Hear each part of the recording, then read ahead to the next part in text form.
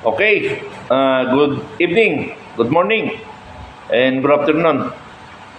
Kung ano mang oras sa inyong bansa, sa ating mundo. Ano? Ah, Ayaw ko sana mag-vlogs ngayon, mag-vlog. Pero may nakita naman ako na hindi ko kanais-nais na parabang ang tingin nila sa mga Pilipino ay mukhang pera. Mukhang pera. Na akala lahat ng Pilipino ay nababayaran at ginagawang kawawa at ginagawang tanga. Yun ang kinakabubwisitang. Kaya nga doon sa purpose, purpose, hindi ko gustong programa na yung na purpose, At saka yung isa pa, sa labor, may isang tawag pa doon. Pero mas maganda yung sa labor kasi kahit pa paano, may binigay na trabaho. O mas okay yun. Mas okay ng konti. Pero yung purpose, sabi ko nga, ay pamimili ng buto yan. Pinapanahon nila na pampolitika. Kaya nga ang nagbibigay either kapitan or mayor. Hindi nila pera yan, pera ng taong bayan, yung purpose na yan. At saka based doon sa mga nakalap ko, sa mga research ko, mula nung nagkaroon ng purpose, dumami ang mga tamad na Pilipino. Dumami ang naging lasinggero, lasinggera. Hindi na sila nagtrabaho eh. Yung makatanggap sila ng isang buwan, sa isang buwan 10,000, tuwang-tuwa na sila doon. Malaki na para sa kanila yun. So, kaya hindi na sila nagtatrabaho. Kaya nga sabi nga nung ibang mga naghahanap ng kasambahay, wala na nagkakasambahay ngayon. Dahil may purpose eh. So, ano ang naging epekto doon? Una, naging tamad yung Pilipino. Pangalawa, nangangailangan ng makakasama sa bahay. Wala na. Kasi nga, binabayaran na sila ng gobyerno. So, tinuturuan ng gobyerno na maging tamad ang Pilipino. Hindi ako kontra sa purpose. Bagkos dapat dagdagan nila. Pero pag dinagdagan, gawin mo na lang empleyado ng barangay. Maraming trabaho sa barangay, katulad halimbawa dito sa aming sitio. Maraming cleanliness dyan na gagawin sila. Yun ang magiging trabaho nila. Kaysa naman magbigay kayo ng pera, purpose, na hindi naman sila nagtatrabaho. Nagiging tamad tuloy sila. Nakalimutan ko isa, yung sa labor, Mayroon pa ngayon yung sa school na karamihan na binibigyan ng pera ang mga mag-aaral, pero politician na naman ang mga pumapapel. Ano ba yan? Ginagamit ng pampolitika. Ito isang nakakabuisit na nakita ko sa TV. Kampa si President Bongbong Marcos pa nagsalita eh. Kung mayroon kayong land bank, ATM, darating na, mayroon kayong makukuha na 8,000. Nako. So, ibig sabihin, 8,000, tuwang-tuwa na naman ang Pilipino. Tuwang-tuwa na naman sila. Utang na loob na naman kay Marcos. Isa na naman katamaran yan. Bakit pera ang binibigay ninyo? Hindi trabaho. Bakit hindi na lang trabaho ang ibigay ninyo? Nakakabigay pala kayo ng pera. Pero bakit hindi gawing trabaho na lang yan? Hindi ko maintindihan ng gobyerno eh. Hindi ko na maintindihan ng gobyerno. Ginagamit na ng politika ang pera ng taong bayan. Ayaw ko sana magsalita eh. Pero nabubuisit ako eh. Binabayaran ang mga Pilipino. Saan patutungo ang ating bayan? Pagkaganon ang mga mentality ng namumuno sa gobyerno.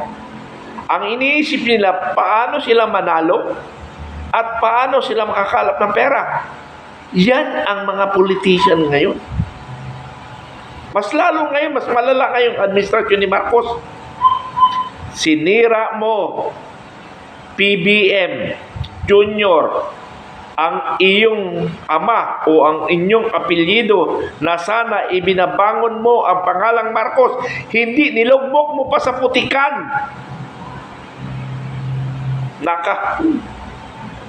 Nagpakahirap kaming tumulong. Tinulungan ka namin. Kaya gusto naming maibalik ang pangalang Marcos na maraming nagawa sa bansang Pilipinas. Ano ang ginawa mo? Nagpauto ka sa asawa mo. Kasi yung mentality ng iyong may bahay o the first lady, ang tingin niya sa Pilipino, mahirap. Maliit ang tingin nila sa mga kapuspalad. May puso't damdamin yan. Ganun lang ba tingin nyo sa Pilipino? Pilipino ka kaya? Ikaw naman, Bongbong Marcos, nagpagamit ka. Wala kang leadership. Sino ba ako para magsalita na wala kang leadership? Nakikita ng taong bayan eh. Hindi ka marunong magdala ng tao. Ano ba natutuhan mo? Nung gobernur ka, wala man ako narinig sa iyo. Leader yun eh. Manager ka in area. Okay lang yung congressman at saka senador. Paupo-upo ka lang dyan eh. Matapos may term mo, kahit wala ka nagawa, senador ka o congressman.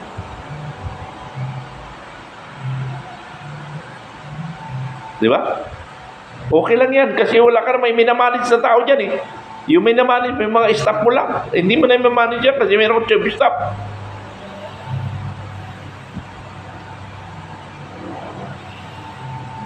Kaya nagkamali rin talaga tayo. Nagkamali tayo ng paghalal sa kay Pangulong Marcos. Akala ko magaling na leader, magaling magsalita, puro kasi salita, wala kang nagawa. Asa yung mga pangako mo? Pambansang sinungaling. Bawi ko lang yan kay Morales. Pambawi ko lang kay Morales, sasabihin mo liar. Ikaw ano?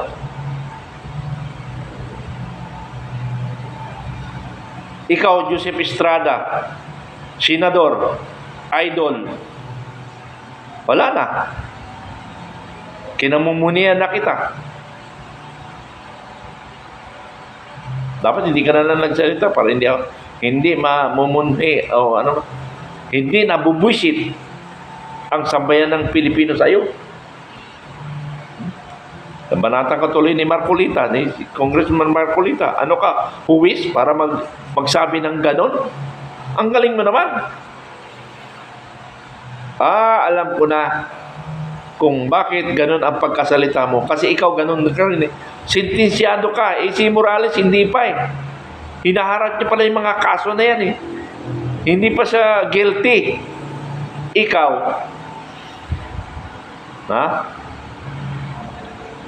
Ang mga Marcoses, anong sa Marcoses? Pero dami nyo rin nilusot na kaso. Wala rin kayo utang na loob kay Atty. Vic Rodriguez. Although alam ko, hindi kayo nagkaroon ng hidwaan ni Atty. Vic Rodriguez. Pero nagkaroon lang kayo ng hidwaan dahil sa asawa mo. Ganon rin kay Atty. Trixie.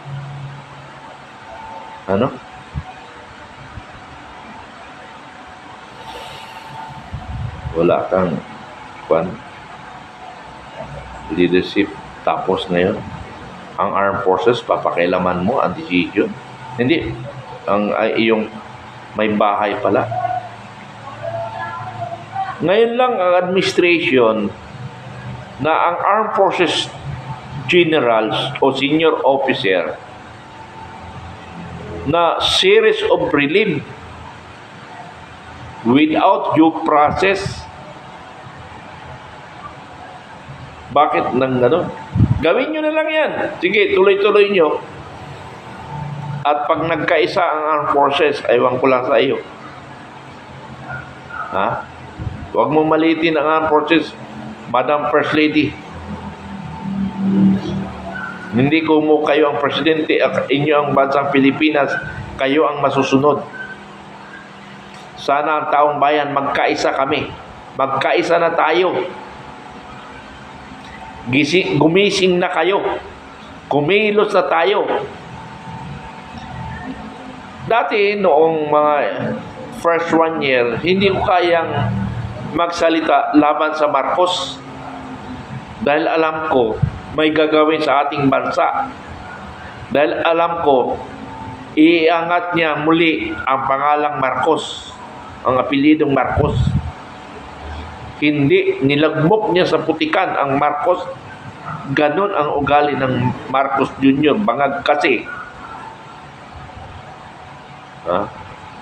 Nakapagsalita na akong bangag ngayon. Galing sa puso ko yan. Dati ayaw ko magsalita. Dahil nakukonsensya ako ngayon. Hindi na ako nakukonsensya magsalita sa iyo ng bangag ka. Noon, nakukonsensya ko. Ayaw ko. Kahit anong salita ni Captain Dado yan, hindi ako nakikikaya. Pero ngayon nakita ko na binabayaran mo lang ang mga Pilipino para manahimik. Yung armed forces kaya, ano kaya ang nangyayari sa armed forces ngayon? Ano kaya ang kanilang damdamin?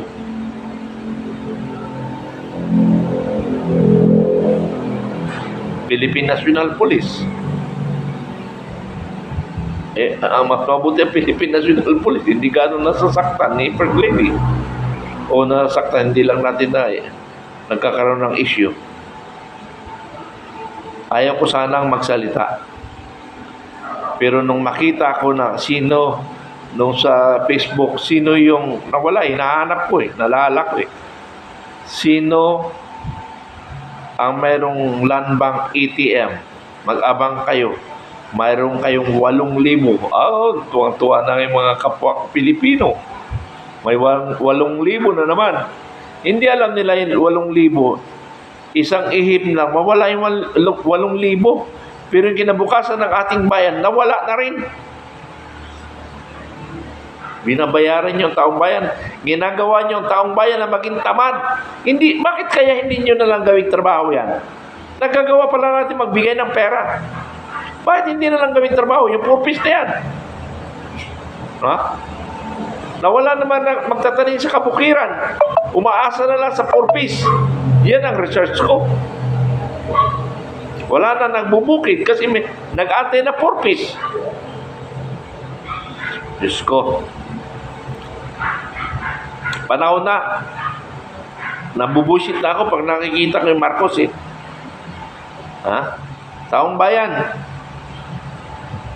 Ipakita natin kung saan ang level o ang tapang natin, kung saan ang ating pagkakaisa tungo sa kaunlaran ng ating bayan.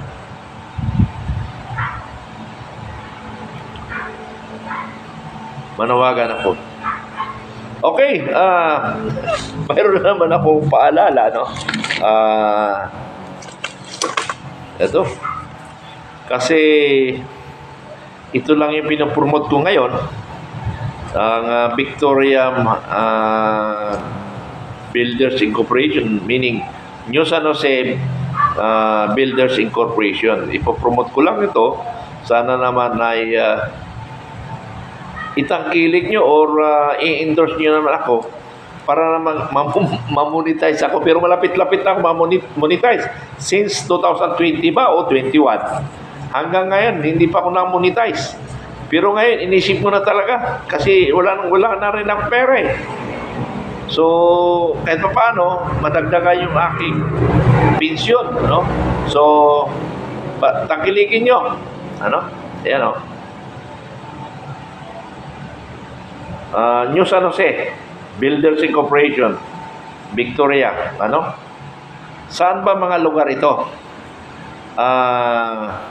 Mayroon Valenzuela, 2 tower sa Valenzuela, sa Monumento, may pre-ceiling sa Valenzuela, mayroon ng pre-ceiling pero mayroon ng relief to occupy. Sa Banban Tarlac, mayroong house in lot.